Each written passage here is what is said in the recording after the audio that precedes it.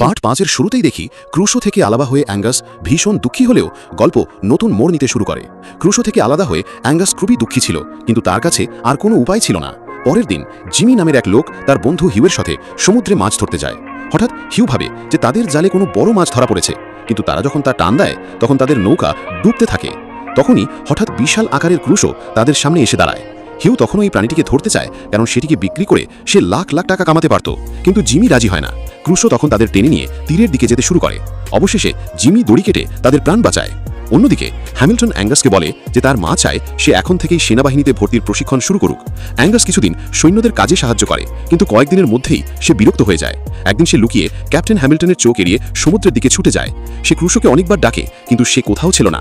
তখন সে একটি নৌকায় উঠে নিজেই তাকে খুঁজতে শুরু করে।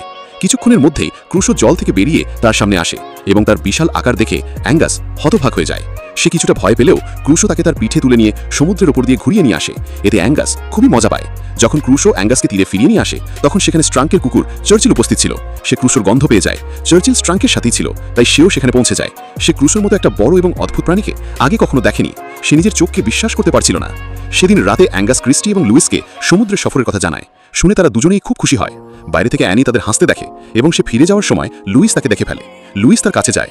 অ্যানি লুইসকে ধন্যবাদ জানায়, কারণ তার জন্যই সে অনেকদিন পর তার ছেলেমেয়েদের এইভাবে হাসতে দেখতে পেয়েছিল। অন্যদিকে আমরা দেখি যে জিমি একটি পত্রিকার সাংবাদিক জকের সাথে দেখা করে এবং তাকে সমুদ্রে পাওয়া সেই অদ্ভুত প্রাণীটির কথা জানায়।